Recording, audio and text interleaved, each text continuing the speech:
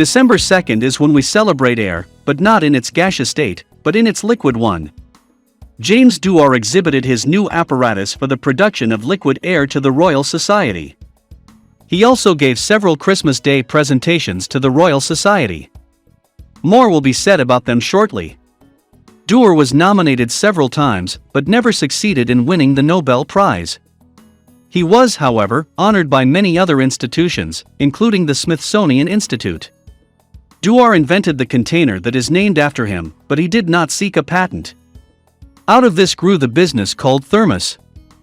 A modified version of the Dewar flask is the Yeti coolers that have become rather popular these days.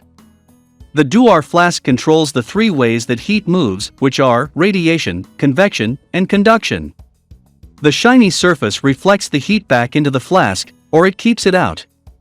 The double wall keeps the heat either in or out, by not letting the heat be conducted, and the space between the two walls is evacuated of gas, so there is no convection either.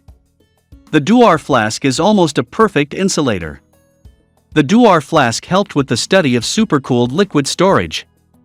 Dewar also made significant advancements in the science of supercooled liquids like liquid nitrogen, liquid oxygen, and finally, the holy grail of liquid helium.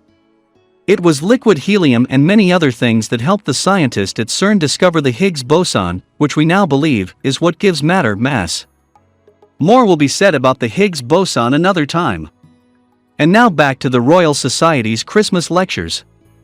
The Christmas lectures are engaging and mind-expanding television programs for all ages, but particularly children and young adults. They were started by Michael Faraday in 1825. A quick Google search will help you discover how you too can watch this year's lecture about my favorite planet, and you can watch other enriching lectures too.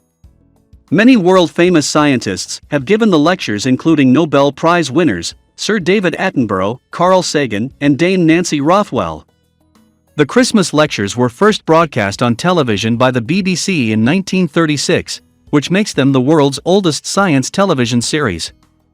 Back in the 1800s, Dewar gave several Christmas Day lectures on topics that ranged from soap bubbles, atoms, the story of a meteorite, clouds, frost, fire, and of course his favorite, liquid air. Encourage courage.